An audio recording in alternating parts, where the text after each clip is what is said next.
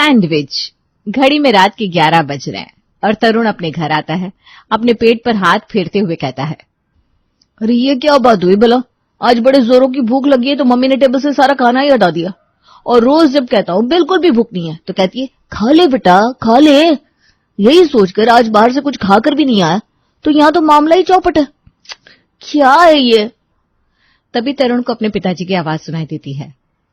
अरे तेरी माँ वहाँ कमरे में पड़े पड़े खर्राटे ले रही है, उसे जाकर कह दो कि कुछ खाने के लिए मंगा दे। सो तो ऐसे जाती है पूरे दिन, न जाने कितना बड़ा पहाड़ धकेलाओ इन महारानी ने। अरे पापा आप चुप भी करो ना। आप दोनों के झगड़े देखते देखते मेरी पूरी जिंदगी निकल गई, लेकिन इन झगड़ों की कभी एक्सपायरी डेट नहीं आई। और रही बात खाने की तो मैं खुद अपने हिसाब से देखकर परोस लूंगा। तभी सल्ला जी की आवाज सुनाई देती है। अरे इस आदमी के साथ मेरे बाप ने बांधकर मेरा पूरा जीवन खराब कर दिया। अब 60 की उम्र में भी ऐसा कोई दिन नहीं जाता जिस दिन ये मुझसे लड़ता ना हो। अरे रे रे रे, मेरी जलेबी जैसी सीधी बीवी भगवान मेरे दुश्मन को भी ना दे। मैं जिस दिन अगर लड़ने बैठ गया ना, उस दिन दहाड़े मार मार कर रोने लगोगी तुम। देखो देखो फिर शुरू हो गया आप दोनों। अरे कम से कम कुछ ज्यादा नहीं तो वक्त तो देख लिया करो। अब फिरोजाबाद की तरह नहीं है कि अपना खुद का घर है, फिर चाहे रात के 2 बजे भी तांडव करो। अरे यहाँ फ्लैट में रह रहे, ज्यादा आवाज गई तो तुरंत सोसाइटी के व्हाट्सएप ग्रुप में मैसेज आ जाएगा, प्लीज मेंटेन साइलेंस। सल्ला जी तब तक तरुण के लिए खाना ले आती है। ले बेटा अब शांति से तू खाना खा ले, इनकी बातों को रहने दे तू। देख देख अपनी मम्मी को, मैं अब शांत हूं लेकिन इसकी जुबान पर कोई लगाम ही नहीं है। तरुण अपने माथे पर हाथ रखकर बैठ जाता है। अगले दिन तरुण ऑफिस जाने के लिए रेडी हो रहा था। ये ले बेटा तेरा टिफिन पैक कर दिया है और साथ में ढेर सारा सलाद भी रख दिया, अच्छे से खा लेना। जाने क्या जरूरत पड़ेगी तुझे ये जिम विम करने की, मुझे तो कितना कमजोर सा लगने लगा है तू। अरे माँ बाप बिना बस फालतू की बातें करती रहती हो। अरे कहाँ से कमजोर लग रहा हूँ? जिम करूंगा तभी तो इंचेस लॉस होगा ना। अच्छा चलता हूँ मैं, और हाँ आज मैं शाम को खाना बाहर ही खाकर आऊंगा, तो आप परेशान मत होना और टाइम से सो जाना। बेटा अब कब तक यूं ही बाहर खाना खाता रहेगा? मैं तो तुझसे क्या क्या कर थक गई हूँ, शादी कर ले शादी कर ले, लेकिन पता नहीं न जाने कब तू मेरी सुनेगा। और अब तो पंडित जी ने भी रिश्ते लाने बंद कर दिया है। अरे बंद कर दिए ना माँ, इससे ज्यादा सुकून की बात मेरे लिए कोई हो ही नहीं सकती। और शादी, किस शादी की बात कर रहे हो आप लोग? अरे आपकी और पापा की शादी को देख देख कर मेरा पेट और मन दोनों ऊपर तक भरा हुआ है। मेरी लाइफ में शादी जैसा कोई कॉन्सेप्ट ही नहीं है, तो प्लीज मेरे से बार बार शादी का मत बोला करो, क्योंकि मैं कभी भी शादी नहीं करूंगा।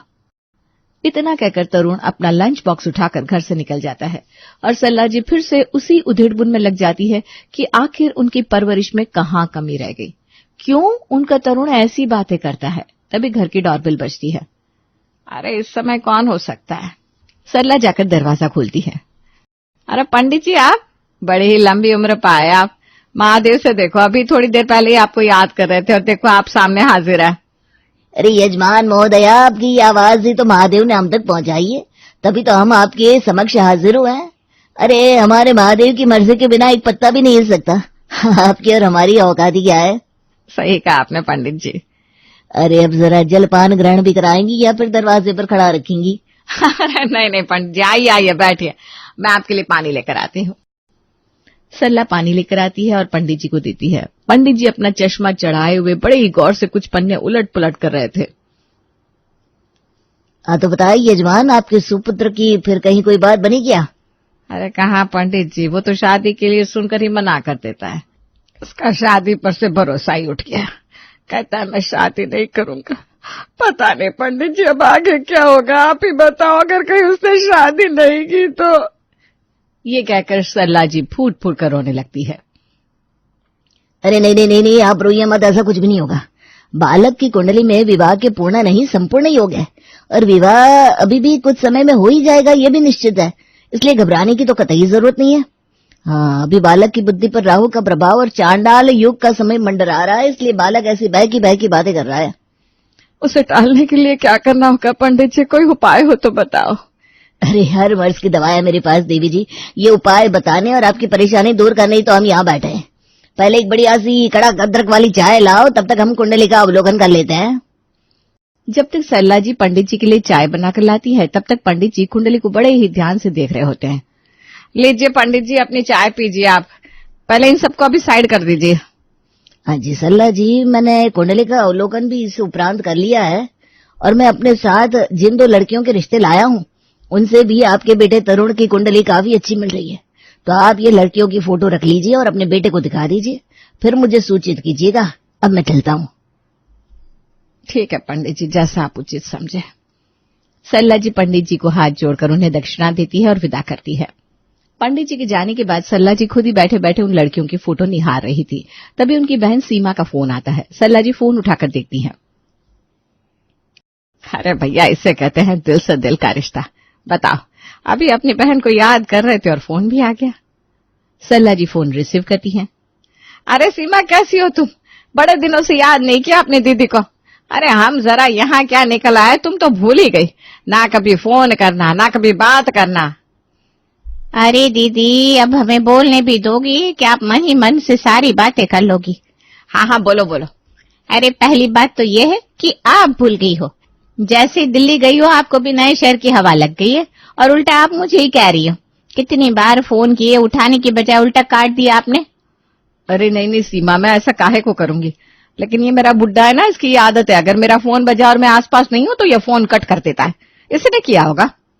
दीदी मतलब आप दोनों के झगड़े वहां जाने के बाद भी खत्म नहीं हुए? अरे अब खत्म होने भी नहीं वाले सीमा, वो तो अब मेरे साथ ऊपर ही जाएंगे। अच्छा सुनो, बातों में मैं मुद्दे की बात तो भूल ही जा रही हूँ। आज ना पंडित जी आए थे तरुण के लिए 2 लड़कियों का रिश्ता लेकर। लड़कियां फोटो से देखने में तो ठीक लग रही है, बाकी तरुण देख ले, समझ ले, एक बार मिल ले। हाँ, मैंने भी दीदी इसलिए कॉल किया था कि मेरी रिश्तेदारी में एक बड़ी ही अच्छी लड़की है। आप कहे तो रिश्ते की बात चलाएं। सरला ये सुनकर बड़ी जोर जोर से रोने लगती है। अब क्या बताओ तुझे, तरुण तो कहता है उसे शादी नहीं करनी। अरे अरे दीदी, तुम रो मत। ये आजकल के लड़के ऐसे ही कहते हैं, उन्हें पहले करियर सेट करना होता है, इसलिए कह रहा होगा। अरे और कितना सेट करेगा, बढ़िया नौकरी है और अब तो उम्र भी 30 पार कर गई है।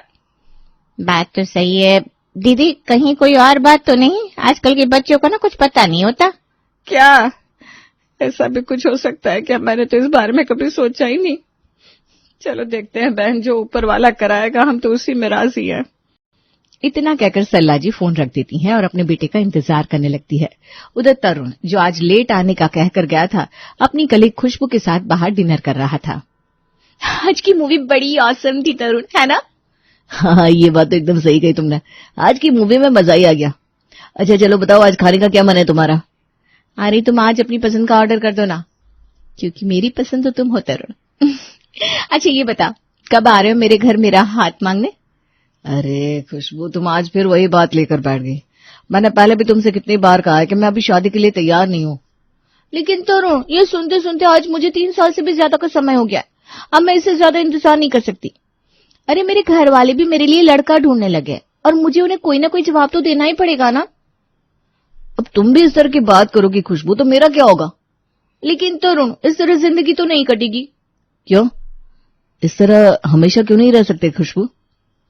पर तुम्हें शादी करने में क्या प्रॉब्लम है तरुण? तरुण जोर से चीखते हुए कहता है। मुझे शादी के नाम से ही डर लगता है। क्या क्या कह रहे हो तुम? इतना कहकर खुशबू वहां से नाराज होकर चली जाती है। इधर तरुण भी गुस्से में घर आ जाता है। क्या हुआ बेटा, इतना नाराज क्यों लग रहा है? तरुण बिना कुछ कहे अपने कमरे में चला जाता है। सरला जी उसके पीछे पीछे जाती है। ये ले फोटो देख बेटा, आज पंडित जी देख है, बता इनमें से कौन सी लड़की पसंद है?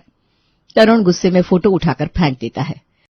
शादी शादी शादी, अरे इस शादी के चक्कर में मेरा सैंडविच बनाकर रख दिया है आप लोगों ने। ऐसा क्या रखा है शादी में? चलो आज आप ही बताओ, आपको क्या मिला शादी करके?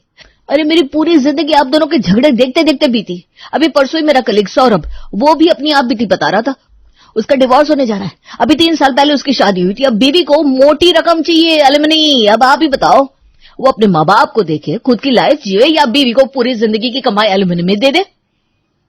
तो ये एलिमनी क्या होता है? अरे भगवान के लिए मुझे अकेला छोड़ दो माँ।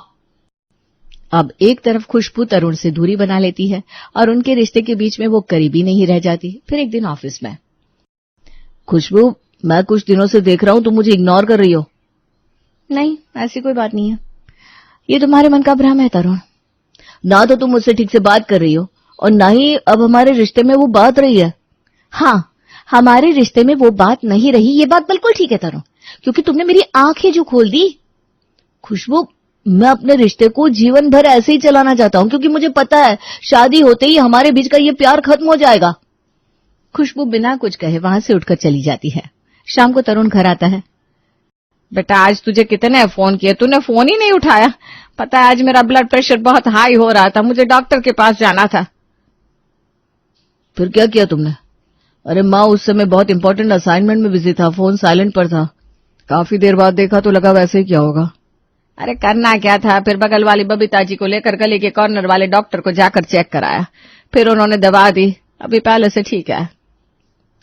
लेकिन बेटा आज ना तो घर में कोई सब्जी है ना ही खाना बना है, तेरे पापा भी भूखे बैठे होंगे, बाहर का तो वो खाएंगे नहीं। ठीक है, मैं जाकर सब्जी लाता हूँ और खाना बनाता हूँ।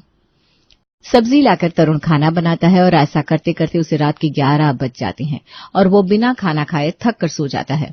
अब तरुण के ऊपर बहुत प्रेशर था। कभी सरला जी की तबीयत खराब हो जाती और घर की सारी रिस्पॉन्सिबिलिटी के चलते अब तरुण बहुत परेशान रहने लगा था।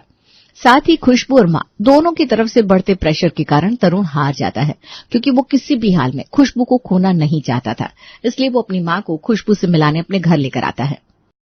माँ, इससे मिलो, ये मेरे साथ काम करती है, इसका नाम खुशबू है। आओ आओ बैठो बेटा, तुम्हारा नाम तो तुम्हारी तरह बड़ा खूबसूरत है। माँ, मैं खुशबू से शादी करना चाहता हूँ। क्या? ये तो बड़ी खुशी की बात है, मैं तो ये सुनने के लिए तरस गई थी। हे मेरे राम जी, आज आपने मेरी सुन ली। लेकिन ये भी ब्राह्मण ही है ना बेटा, हमारे तौर तरीके जानती है ना? नहीं आंटी जी, मैं गुप्ता बनिया हूँ, पर आपको किसी भी तरह से कोई परेशानी नहीं आने दूंगी। बाकी रही बात तौर तरीके की, तो वो आप मुझे सिखाई देंगी ना?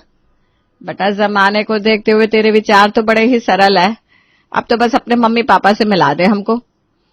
बाद में दोनों परिवारों की रजामंदी से खुशबू और तरुण की शादी हो जाती है।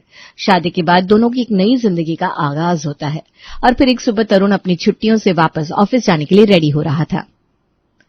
अरे ये क्या, तुम अभी तक तैयार नहीं हुई खुशबू? अरे भाई, ऑफिस जाने के लिए लेट हो रहा है। हाँ तरुण, मैंने आपका लंच रेडी कर दिया है।